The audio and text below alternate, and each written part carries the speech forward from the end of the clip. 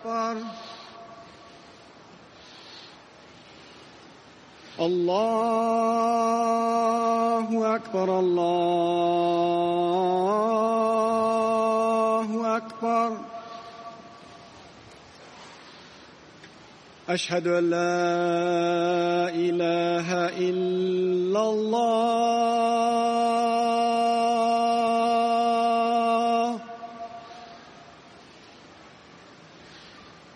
أشهد أن لا إله إلا الله.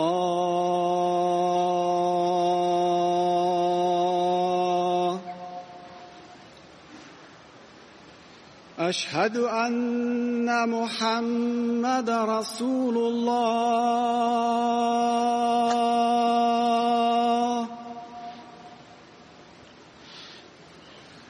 أشهد أن محمد رسول الله.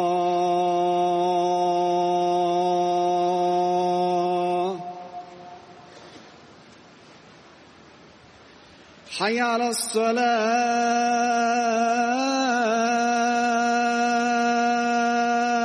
الصلاة. حي على الصلاة.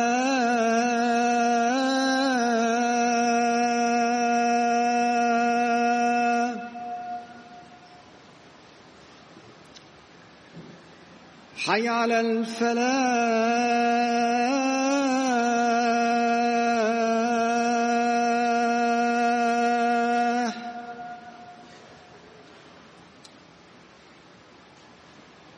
حي على الفلاح.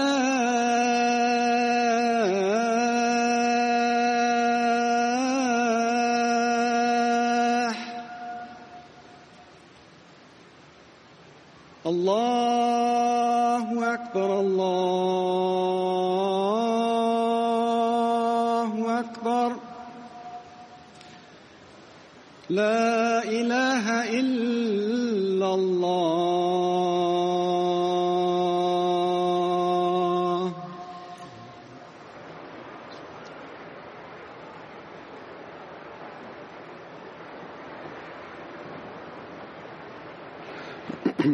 السلام عليكم ورحمة الله.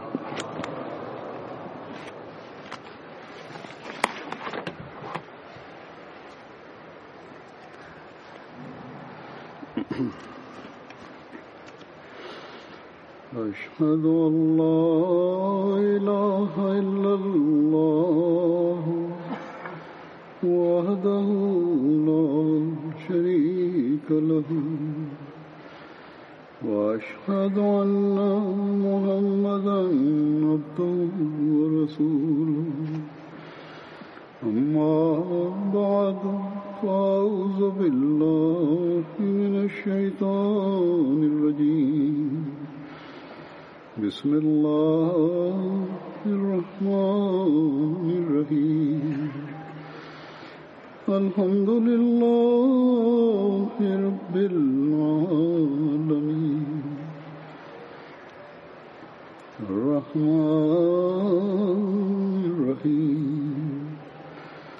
مالك يوم الدين. إياك نعبد وإياك نستعين. اهدنا الصراط المستقيم. صراط الذين أنعمت عليهم غير المغضوب عليهم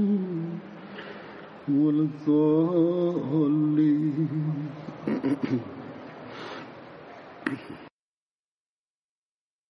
حضور فرمایي چې د حضرت مسیح موعود علیه السلام په بیعت کې د راتلو نه پس د خدای پاک کوم فضلونه انعامونه موږ ته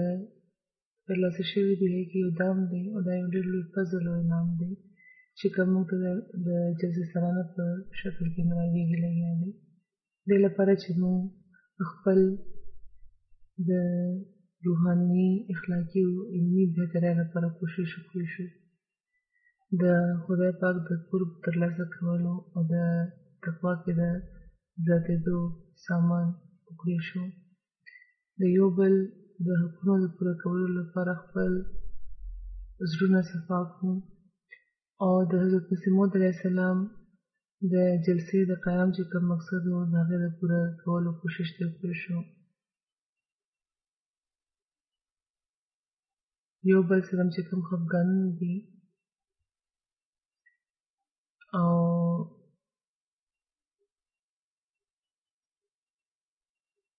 یو بل سره چې کوم خفګانونه دي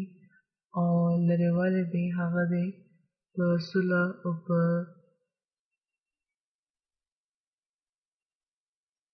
قرب کې د بدلولو کوشش وکړو. ځان د لغویاتو نه د پاکولو کوشش وکړو. حضرت مسیح موعود علیه السلام دا ټولې خبرې د جلسې د انعقاد په مقصد کې بیان کړي دي. د احمدیانو یو ډېر لوی شمېر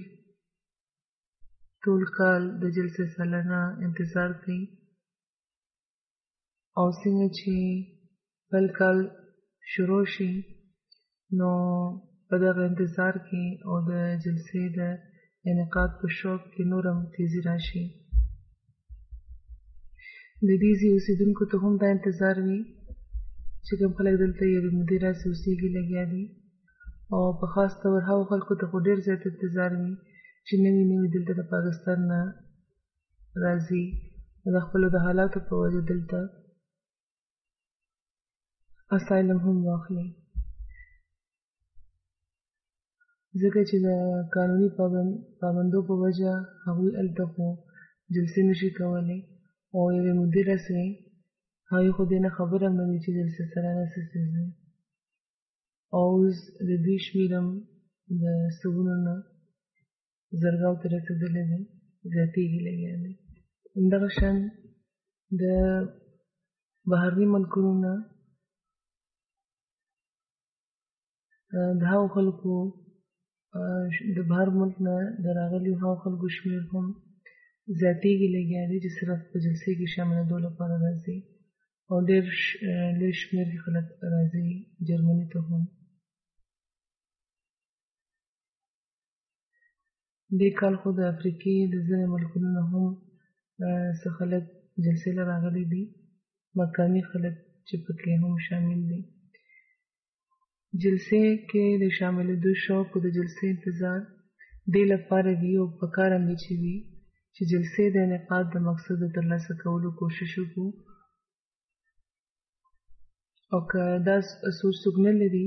او په دغه نیت جلسې کې نه شاملېږي نو د جلسې انتظار هم بیا د هغه فضول او لغو دی او جلسې کې شاملېدل هم بیا د هغه فضول او یوه لغو خبره ده. نو هر تن چې په جلسې کې شاملېږي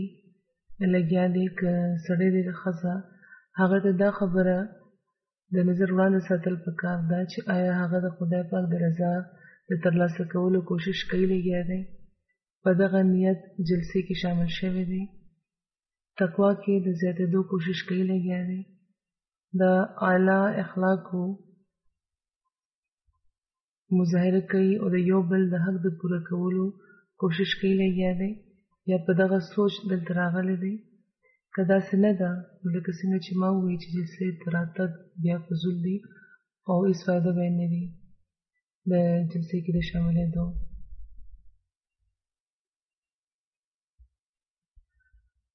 ماحول بېشکه چې اثر غورځوي خو د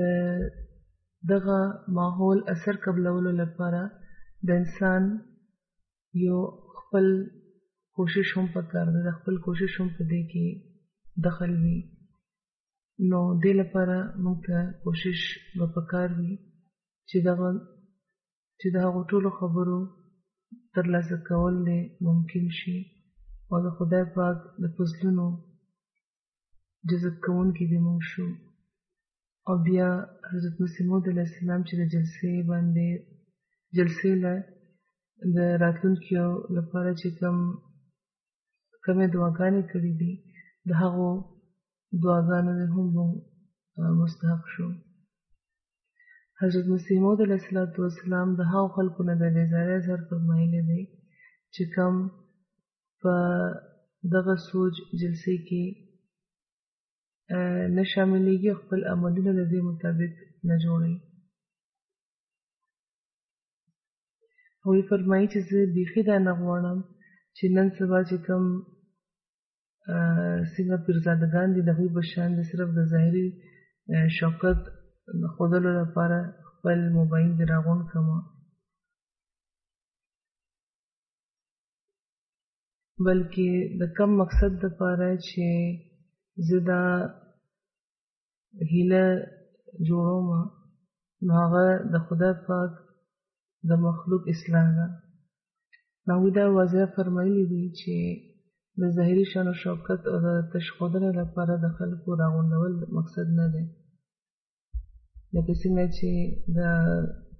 پیران د دینشینان په ورسونو د میلو د ورسونو په نامه خلک راغونډ کړي،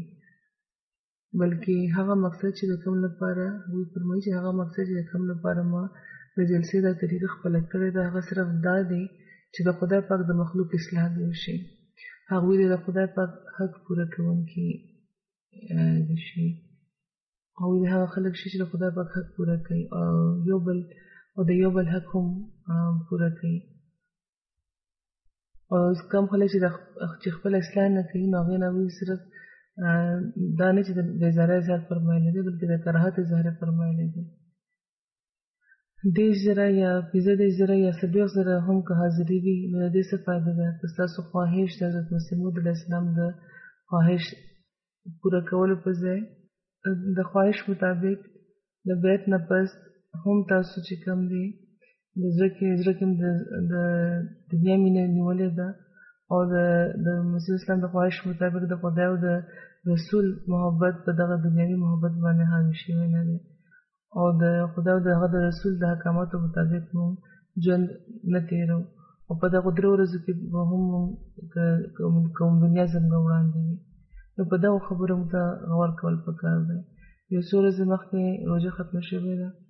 او یو د روحاني اصلاح د ترقۍ میاشت وه چې پکې د ذاتي عبادتونو د روژو او د خدای پاک د ذکر یوه موقع هر مؤمن ته په لاس راغلی وه او اوس دا یو د 3 ورځو کیمپ دی چې پکې د دین او د دیني او د علمي ترقۍ موقع سره سره د عبادتونو او د خدای پاک د ذکر ماحول دی او د هغو ټولو خبرو د اجتماعي اظهار یوه بهتره موقع ده چې ټول راغونډ شي او د عبادتونو طرف ته توجه ورکوي، لګیا دي، نفلونه هم کوي، تهجد هم کوي او په خپلو ژبو کې په خپلو چې صرف د دوی په زړه کې دي دعاګانې او ذکر کوي. خو که پوره ماحول که ذکر کوي دا هم یو اجتماعي رنګ دی د خدای پاک د ذکر. که موږ دې نه فایده پورته نه کړو بیا به نور څنګه فایده پورته کړو. نو دا یوه ډېر لویه ذمهواري ده چې حضرت مسیح موعود علیه السلام موږ له راکړې ده او خپلو منونکي نه هغوی ډېر منونکي سره هغوی ډېر توقعات تړلي دي او داسې معمولي خبره نه ده چې د دغه ماحول حقیقي فایده به ومنه کېږي چې کله د دنیا محبت د خدای او د هغه د رسول د محبت په مقابله کې یخه شي. په دنیا کې اوسېدو سره د دنیا مینه د خدای او د هغه د رسول د مینې په مقابله کې یو ثانوي حیثیت هغه دې له ورکول دا یو ډېره لویه خبره ده. همدا هغه څیز دی چې انسان په حقیقي مؤمن جوړېږي. د دنیا کارونه به کوئ او د دغه جلسې د 3 ورځو دوران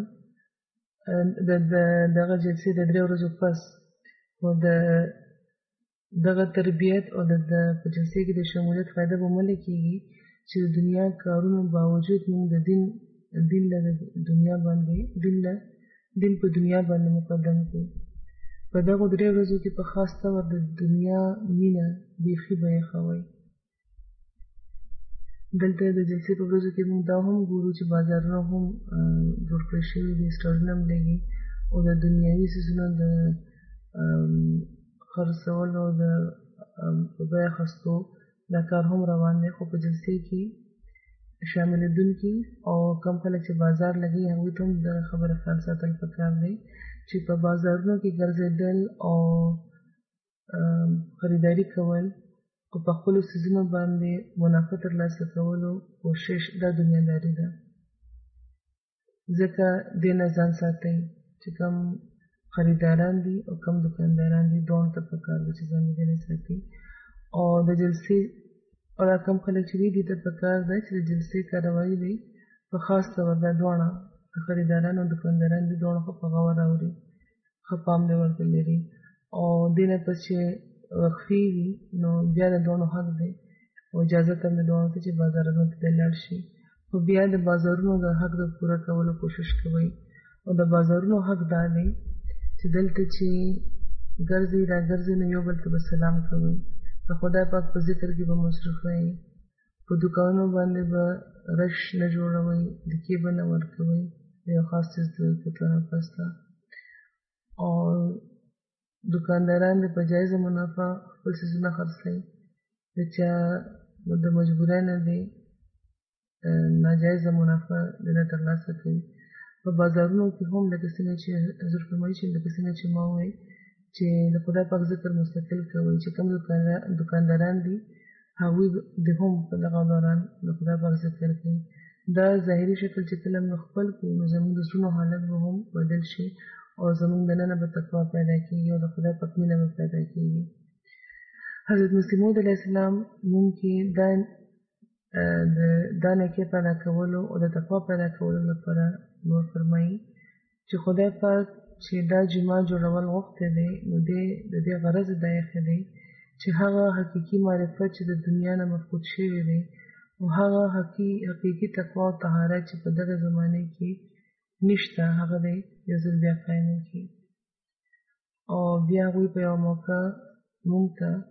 د خپل د تقوا د معیارونو د اوچتولو تلقین کوي او فرمایي چې یا خلکه چې ځان زما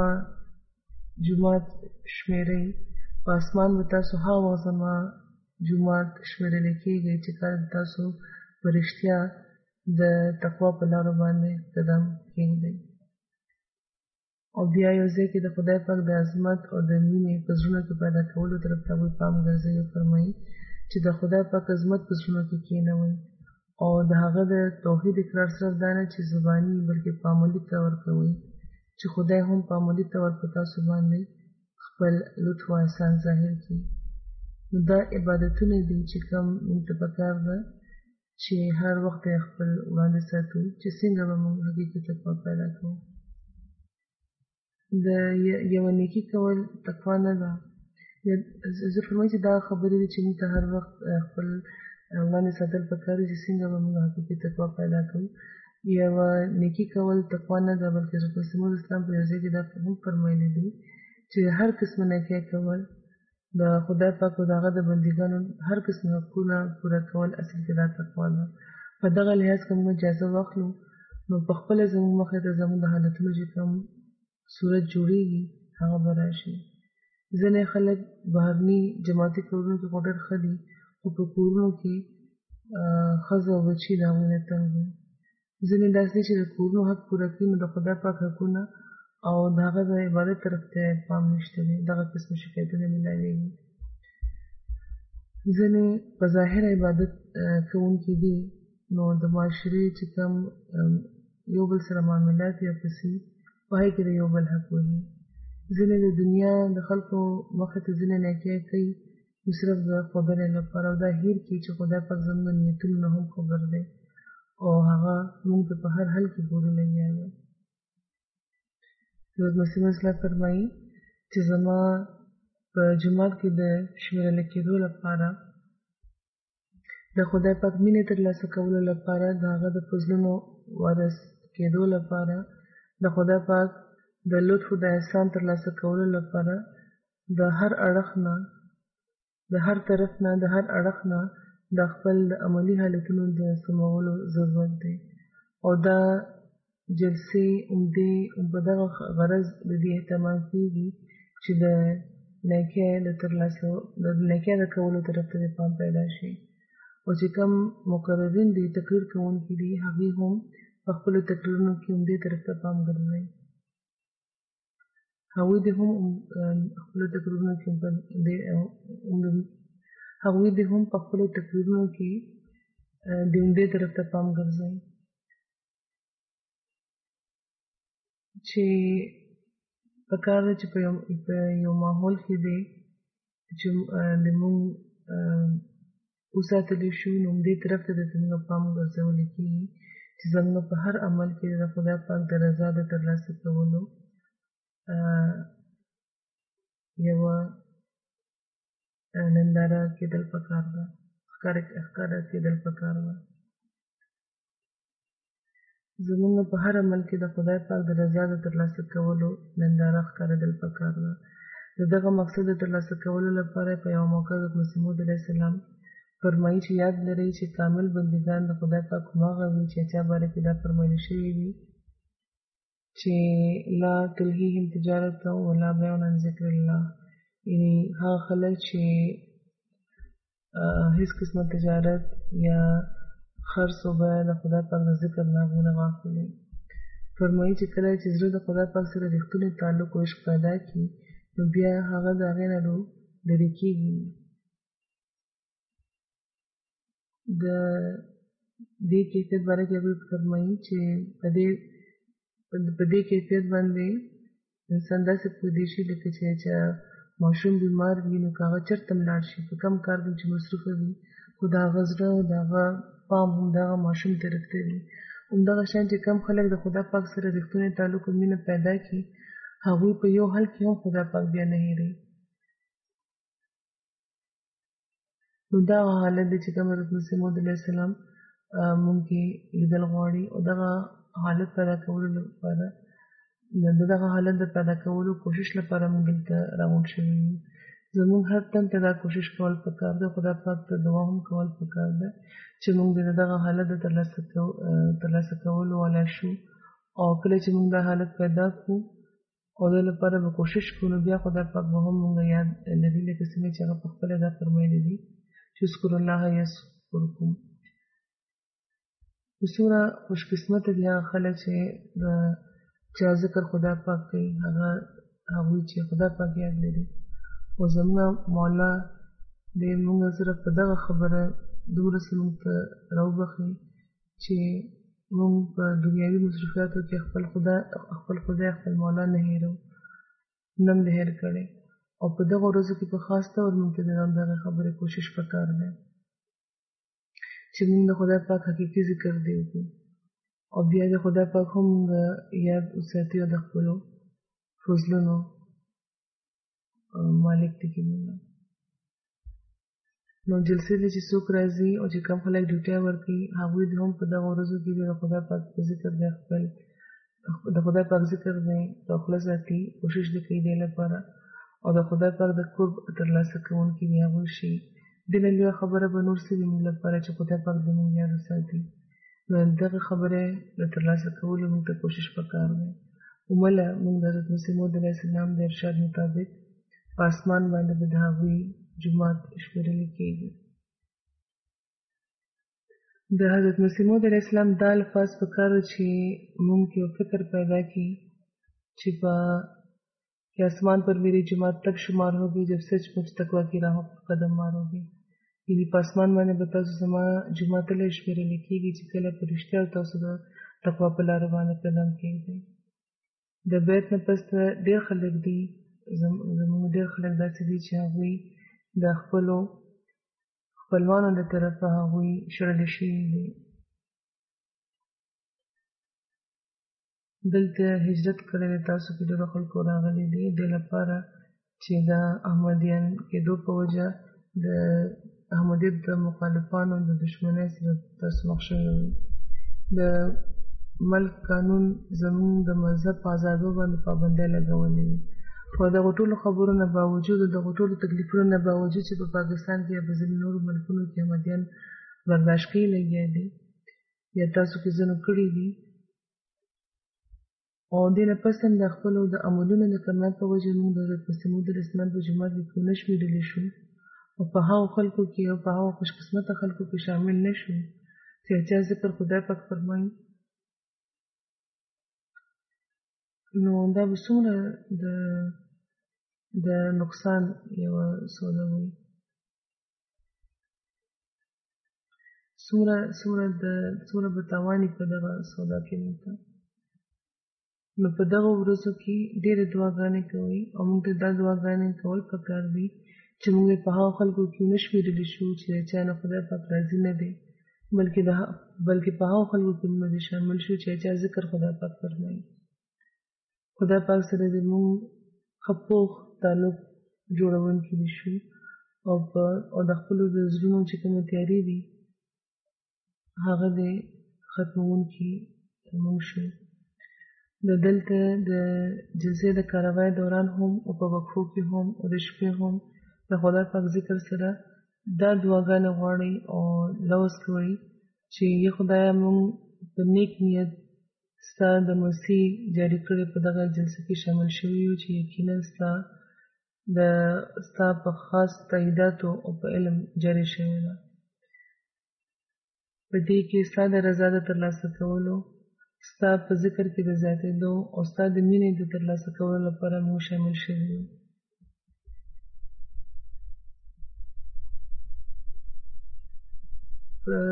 د خپل هغه ټول برکتونه موږ له راکړه چې کوم تا دغه جلسې له ورکړي دي او زموږ دننه هغه پاکې تبدیلۍ پیدا کړه چې کوم ته غواړې او چې د کومو قایم ساتلو لپاره تا د رسول کریم صلی الله علیه وسلم رښتونی غلام دې زمانې کې رالېږلی دی چې موږ د هغه په بیعت کې په حقیقي رنګ کې شاملېدونکي شو. او چې کله بیا موږ د خدای پاک نه په مدد غوښتو او په درود او په استغفار دا ورځې تېرو او خپل دا ورځې د خالص د خدای پاک لپاره کړو، زموږ د عبادتونو معیارونه به هم بیا اوچت وي او د خدای پاک سره تعلق په وجه د خدای پاک د مخلوق حق پوره کوونکي به هم ممکن. حضرت مسیح موعود علیه السلام د دغو جلسو یو مقصد دا هم بیان فرمایلی و چې جومات د خلکو به یو بل سره پیژندنه زیاتېږي. نو دلته چې کم نوي راغلي دي نو که یو خوا د احمدیت د رشتې په وجه د محبت او د پیژندنې رشته به قایمه شي، نو هلته ورسره دا هم ضروري ده چې کم زموږ زړې رشتې وي، زاړه تعلقات وایي کې د نورو مینه هم پیدا شي. خدای پاک هغه بې انتها هغه له بخښنې ورکوي، ډېر څه ورته بې انتها ورته وبښي چې کم تن د خپل ورور د خدای پاک کم تن چې د خپل ورور سره د خدای پاک له خاطره مینه کوي. نو په دغه ورځې د یو بل سره چې کوم خفګانونه دي د هغه د لرې کولو ذریعه جوړ کړي. دا نه چې دلته راشي نو که هغه خلکو سره مخ شي چا سره چې خفګانونه دي نو هغوی د بیا یو بل سره د چې کوم خفګانونه دي د هغې په وجه غوسه شروع کړي او یو بل سره چې کوم نفرتونه دي او بغض نور زیات شي او بیا داسې خلک به د جلسې د ماحول د خرابولو سبب وشي او په ځای د دې چې د خدای پاک د فضلونو وارثان شي، د خدای پاک د لعنت او د خفګان سبب جوړ شي. حضرت مسیح موعود علیه السلام جلسه سالانه هم په شعائر الله کې شمېرلې ده، داخله کړې ده. حضرت مسیح موعود علیه السلام جلسه سالانه هم په شعائر الله کې شامله کړې ده او دا یې فرمایلي دي چې کوم خلک د شعائر الله تقدس ته زیان رسوي هغوی د خدای پاک د غضب د لاندې راځي. نو ډېر د ویرې مقام دی. د چا چې یو بل سره خفګانونه دي هغوی ته پکار دي چې فوراً د یو بل سره د رسول الله یو بل ته ورمخکې کړي او اوس داسې ماحول پیدا کړي چېرته چې د انا د خپلونو کې بندېدو په ځای او په دغه اور کې د سوځېدو د حسد په اور کې د سوځېدو په ځای دلته د صلح او د سلامتۍ یو ښایسته ماحول پیدا کړي. د رسول کریم صلی الله علیه و آله وسلم دا ارشاد مونږ ته تل وړاندې ساتل پکار دی چې مسلمان هغه دی چې چا د لاس او د ژبې نه بل یو مسلمان ته تکلیف ونه رسي. مونږ ته جاج اخیستل پکار دی چې آیا دا ارشاد زموږ د حالتونو عکاسي کوي، آیا زموږ عمل د دې مطابق دی، آیا موږ دا دعوه کولی شو چې موږ 100% په دې باندې عمل کوو، که دا رښتیا دي،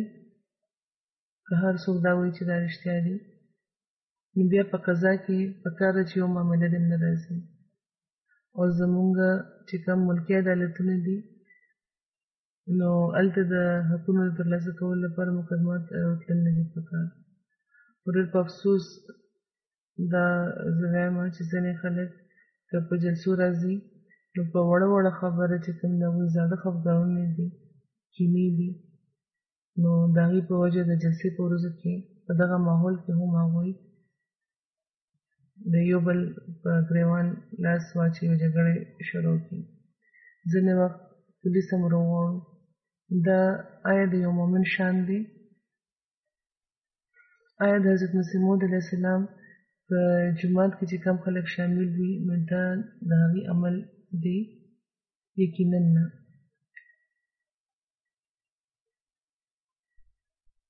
که داسې خلک د جومات نظام نه بهر ونه باسو، جومات یې بهر ونه باسي یا د جومات نظام یې بهر ونه باسي، نو د خپل د عمل په وجه هغوی د خدای پاک په نظر کې د جومات نه وتې دي او د حضرت مسیح موعود علیه السلام د ارشاد مطابق هغوی په اسمان باندې د هغوی په جومات کې شامل نه دي. نو خپل جاج واخلئ چې دوه عملي په تاسو کې نه وي. د خپلو زړونو خیرې داسې خلکو ته لرې کول پکار دي او د خدای پاک د رضا د ترلاسه کولو لپاره د خدای پاک د رضا ترلاسه کولو لپاره موږ ته عفو درگذر او د صلح طریقه خپلول پکار ده. دنیا ته دا وښایي چې حضرت مسیح موعود علیه السلام بیت ته چې موږ راغلي یو نو موږ کې زموږ په روحاني او اخلاقي حالتونو کې انقلابي تبدیلي راغلی ده. همدغه شان عهدهداران دي او جلسې چې کومې د جلسې کومې ډیوټي دي دغې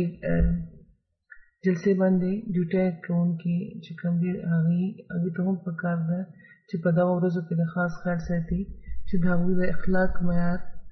د ډېر اوچت وي او په عامو ورځو کې چې چا سره څه خفګان وو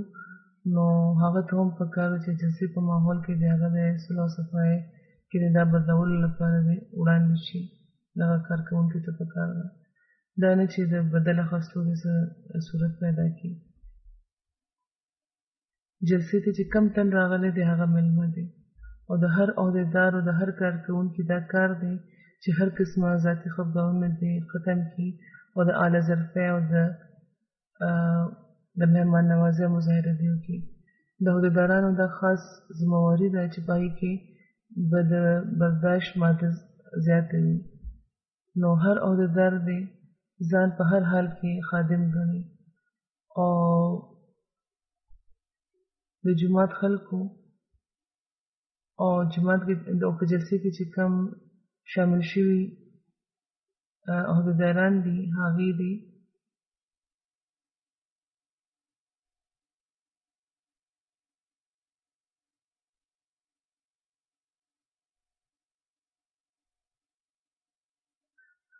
او په جلسې کې چې کوم شامل شوي خلک دي هغوی دي که عهدهداران د جومات د نظام نماینده وګڼي نو هله به دا د جنګونو چې کوم ماحول دی کې خفګانونو او د جنګونو په دې کې بهتري راتلی شي او د یو بل سره خفګانونه چې کوم دي دا ختمېدی شي. حضور فرمایي چې ډېر په افسوس دا وایم چې دلته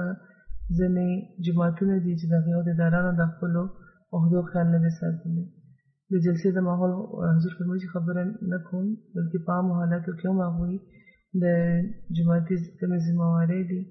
او د دین خدمت د هغه د خدای پاک فضل پر ځای د یو دنیوي عهدې په شان ګڼلې دي. دا هم د دنیوي عهدو په شان ګڼلي دي چې د دې په وجه بیا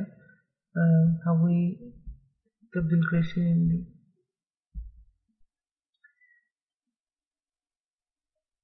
نو داسې خلک چې که په جلسه راغلي دي نو هغوی ته پکار ده چې عبادت او د خدای پاک ذکر او په عاجزۍ کې د وړاندې کېدو کوشش وکړي. او که د دې په خیال د دې باره کې غلطې فیصلې هم شوي دي نو بیا هم هغوی ته پکار ده چې عاجزانه لاره دې خپلې کړي او عاجزانه لاره دې خپلې کړي او د خدای پاک مخې ته دې ټیټ شي. او د جماعت د نظام باره کې دې په زړونو کې خفګانونه نه راولي. که فیصلې غلطې دي نو خدای پاک خو د هر څیز علم لري، هغه هر څه نه خبر دی، د غیب علم هم لري او د حاضر علم هم لري. د هغه مخې ته که په عاجزۍ ټیټ شي نو هغه دعاګانې قبلوي او د مشکلاتو نه راوباسي. همیشه یاد ساتل پکار دي چې اصل څیز عهده نه ده بلکې اصل څیز د بیعت حق پوره کول دی.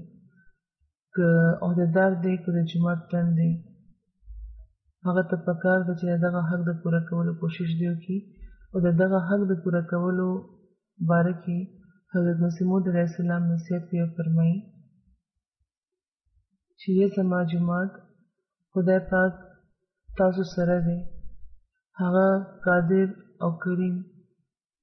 د خدای پاک هغه قادر او کریم دی تاسو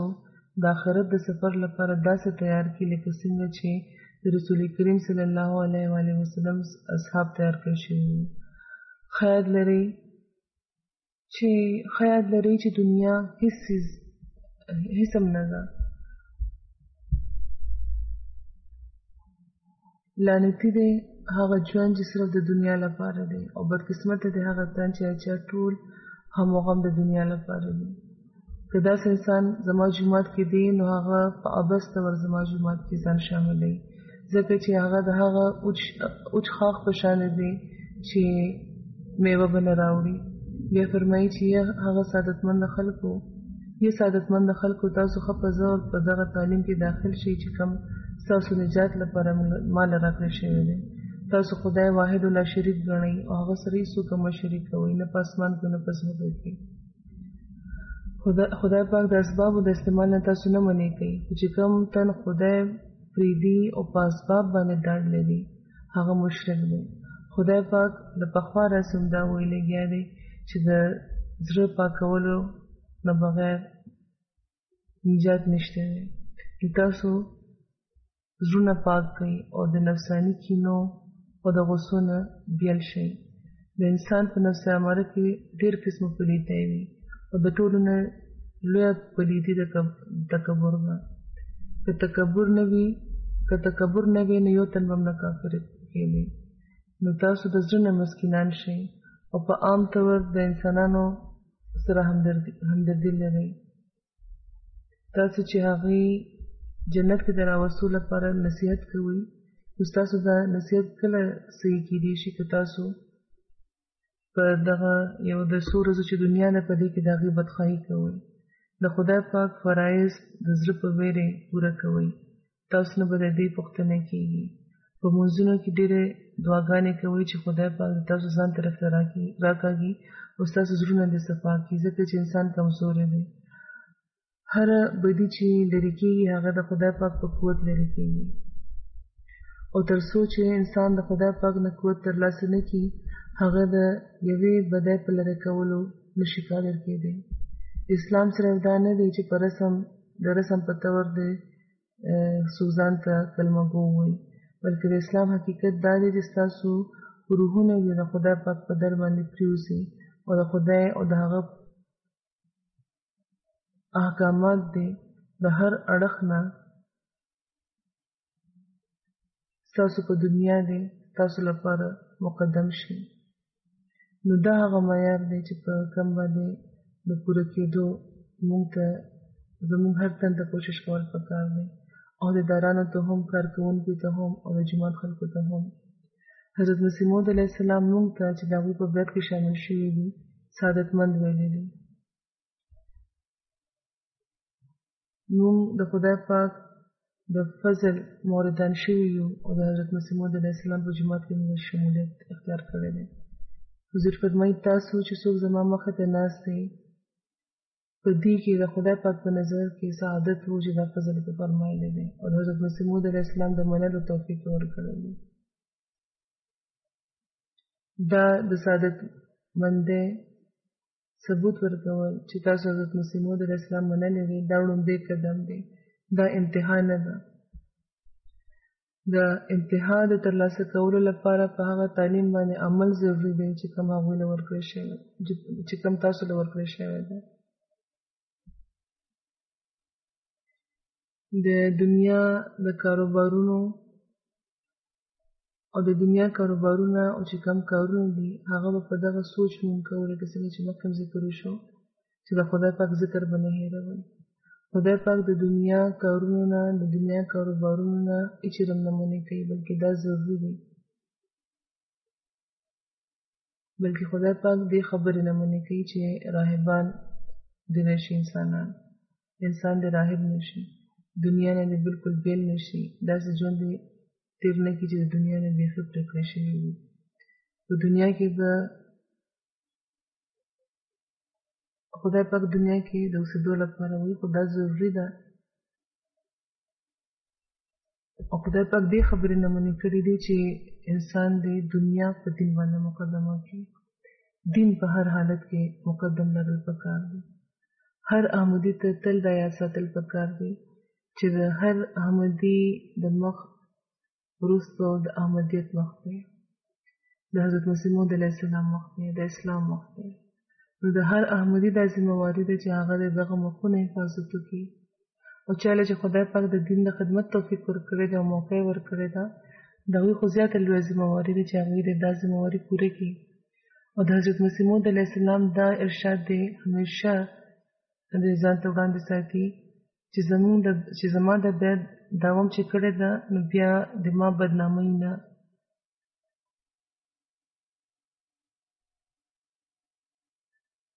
نو دا ارشاد همیشه ځان ته وړاندې ساتل پکار دی او دا دې څوک نه ګڼي چې دا صرف د عهدهدارانو لپاره دی او باقي ټول خلک د دې نه د دغه ذمهوارۍ نه آزاد دي. حضرت مسیح موعود علیه السلام هر هغه تن ته چې د هغوی په بیت کې شامل دی هغه ته دا فرمایلی دی. نو ځکه موږ ته په خپل په قول او په فعل کې هېڅ چېرې هم څه تضاد نه دی ساتل پکار. ګینې زموږ د بیت دعوې لکه څنګه چې ما مخکې ویلي چې کمزورې دعوې وي او جلسې کې شاملېدل به صرف دنیاداري وي. حضور فرمایي چې د حضرت مسیح موعود علیه السلام یوه دعا به دا وخت وړاندې کړم چې پکې د هغوی د درد اظهار کېږي د هغه درد چې کم د هغوی په زړه کې د خپلو منونکو لپاره دی. هغوی فرمایي چې زه دعا کوم او تر څو چې ما کې دم شته زه به دا دعا کوم او دعا هم دا ده چې خدای پاک دې زما د دغه جومات زړونه پاک کړي او د خپل د رحمت لاس دې پرې خور کړي او د هغوی د دوی زړونه دې د ځان طرف ته را بدل کړي او څومره شرونه او کینې چې د دوی په زړونو کې دي هغه ټول دې ختم کړي او یو بل سره دې دوی له د رښتونې مینې توفیق ورکړي. او زه دا یقین لرم چې دا دعا به یو وخت قبوله شي او خدای پاک زما دعاګانې به نه ضایع کوي. موږ ته دعا کول پکار ده چې دا دعا دې زموږ په حق کې پوره شي زموږ د نسلونو په حق کې دې پوره شي او تر قیامته دې زموږ نسلونه د دغه دعا فیض ترلاسه کوي. د حضرت مسیح موعود علیه السلام د دغه دعا قبولیت لپاره موږ ته عملي کوشش به هم کول پکار دي. خپلو حالتونو د بدلون کوشش هم پکار دی او د زړه په درد دا دعا هم کول پکار ده. خدای پاک دې موږ له دې توفیق هم راکړي. د دغه دعا په مخکې چې کومه برخه ده کې هم هغوی کې هم دا فرمایلی دي او پکاره چې داغه ځان په حق له نه قبلې دومره د دعا وکړو او په هغه دعا کې حضرت مسیح الله فرمایي چې زه دا دعا هم کوم چې یو تن زما په جماعت کې دی او هغه د خدای پاک په علم او په اراده کې ازلی بدبخت دی یا چا په مقدر کې نشته چې رښتونه پاکیزګي او خدای ترسي د خدای پاک ویره د هغه د ترلاسه شي نو یا قادر خدایا زما له طرفه هم هغه منحرف کا لکه څنګه چې هغه ستاره طرفه منحرف کا او دا هغه په ځای سقبل شکراوله دا هغه په ځای چې ازرې نرم وي او په هغه په روح کې ستا غوښتنه ستا طلب وي هغه په زړه کې هغه په روح کې خدای پاک دې موږ د داسې حالت نه بچ کړي چې پکې چې موږ د خدای او د هغه د فرستاده نه منحرف شو زموږ ایمانونه د خدای پاک سلامت وساتي بلکې دې کې دې اضافه وکړي او موږ د هغه ټولو دعاګانو د ترلاسه کړو د هغه ټولو هغه خلک شو چې ټولو دعاګانې ورته ترلاسه کېږي چې هغوی خپلو منونکو لپاره دغې په هکله کړی دي د جلسې د بابرکت کېدو د هر قسمه شر د محفوظه پاتې کېدو لپاره هم دعاګانې کوئ په دغه ورځو کې محتاط هم اوسئ خواوشا کې باندې نظر ساتئ خدای پاک دې د هر شر په سند د شر او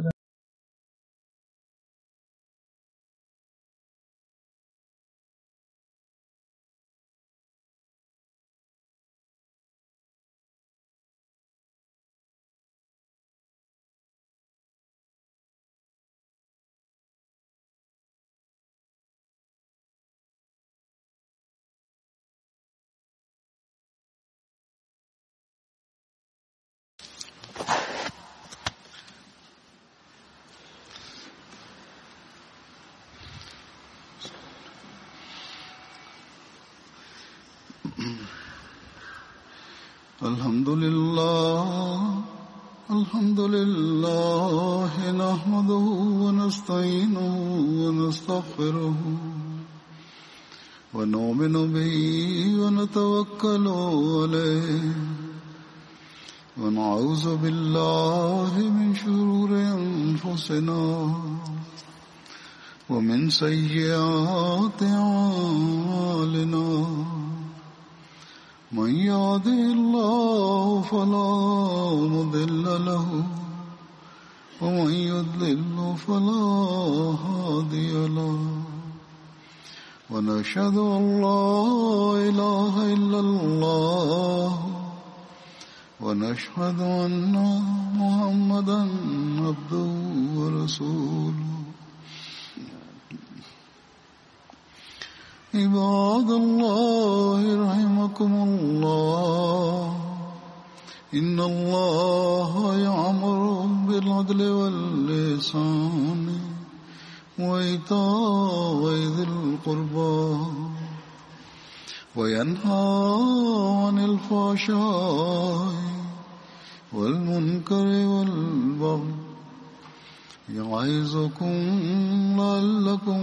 تذكرون اذكروا الله يذكركم وادعوه يستجب لكم ولذكر الله أكبر